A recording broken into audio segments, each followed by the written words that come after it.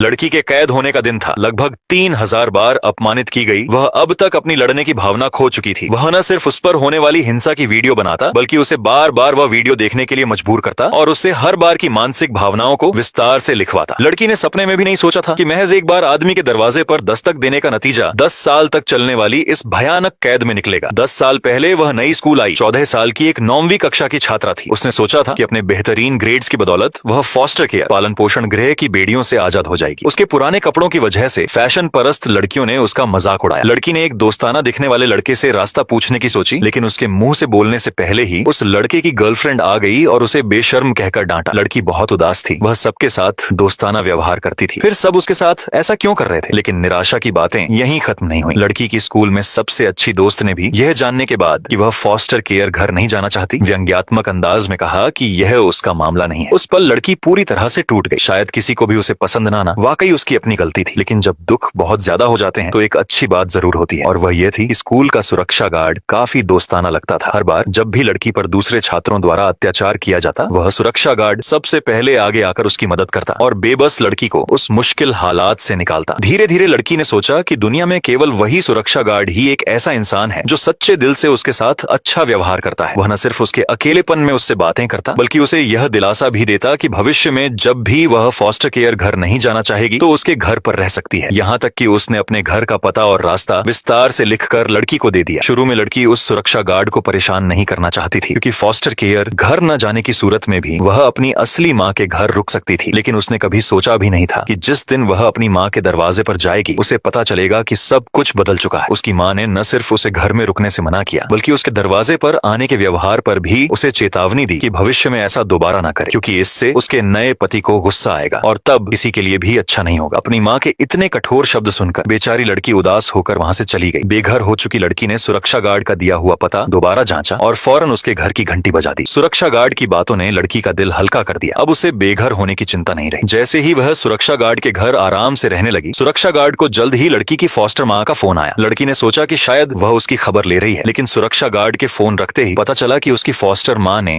सिर्फ फीस के बारे में पूछा था। उसकी खैरियत के बारे में एक शब्द भी नहीं पूछा, बल्कि उसे स्कूल से निकालकर पैसे बचाने की बात कही। सुरक्षा गार्ड की बात सुनकर लड़की गहरी निराशा में डूब गई। सचमुच इस दुनिया में अब कोई भी उसकी परवाह नहीं करता था, और लड़की को दिलासा देने के लिए सुरक्षा गार्ड ने उसे वहीं रहने का फैसला सुनाया, ताकि उसे स्कूल जाकर दूसरों के अत्याचार न सहने पड़े। लेकिन एक शर्त थी कि उसके माता पिता भी इसी घर में रहते हैं। सुरक्षा गार्ड की केवल एक ही मांग थी कि जब वह घर पर न हो तो लड़की को ऊपर के कमरे में चुपचाप रहना होगा। कोई आवाज नहीं करनी होगी। किसी को भी इस बात का पता नहीं चलना चाहिए कि एक नाबालिग लड़की यहाँ रह रही है। सुरक्षा गार्ड ने इस बात को इतना गंभीर बताया कि लड़की ने चुपचाप हाँ कर दी। उस दिन के बाद से 14 साल की लड़की वहीं रहने लगी। सिर्फ तभी जब सुरक्षा गार्ड के माता पिता घर पर नहीं होते, उसे इतनी आजादी मिलती कि वह बाथरूम जाकर नहा सके। बाकी समय उसे उसी छोटे से कमरे में बिना बाहर निकले रहना होता। वक्त तेजी से बीतता गया, और जैसे जैसे वक्त गुजरता गया, सुरक्षा गार्ड ने धीरे धीरे अपनी विकृत प्रकृति दिखानी शुरू कर दी। बस एक बार जब लड़की ने कमरे में चलते वक्त जरा सी आवाज की, सुरक्षा गार्ड घर आते ही उसे खूब डांटा और उसे धमकी दी कि अभी उसे बाहर निकाल देगा और वह बेघर हो जाएगी। और 4 महीने तक दिमाग में घुसाए गए विचारों के बाद लड़की पूरी तरह से आज्ञाकारी बन चुकी थी। वह सुरक्षा गार्ड के हर आदेश का बिना सवाल पूछे पालन करती, बस इसलिए ताकि उसे रहने के लिए एक छत मिल सके। लेकिन जैसे ही वक्त और आगे बढ़ा, लड़की ने अचानक एक चौंकाने वाली बात देखी। यह लड़की के कैद होने का दिन था। बार बार हो रहे अत्याचारों का सामना वह चुपचाप सहन करती रही। अनगिनत दिन रात तक दिमाग में घुसाए गए विचारों के बाद लड़की अब इस कैद की जिंदगी की आदी हो चुकी थी। जब तक दिन में वह आदमी काम पर चला जाता, वह दूसरी मंजिल पर छुपकर बिना आवाज किए रहती, डरती कि कहीं नीचे रहने वाले उस आदमी के माता पिता उसे न देख। लेकिन जब उसे लगा कि उसकी बाकी की जिंदगी इस आदमी के कब्जे और अत्याचार में ही गुजरेगी, तभी एक दिन लड़की ने देखा कि दरवाजे के बाहर पुलिस की सायरन बज रही थी। सुरक्षा गार्ड डर गया और उसने लड़की को तहखाने में छुपा दिया। जब पुलिस चली गई, सुरक्षा गार्ड ने लड़की से कहा कि पुलिस तो एक आवारा कुत्ते की तलाश में आई थी। आगे की कहानी देखने के लिए फॉलो जरूर करें।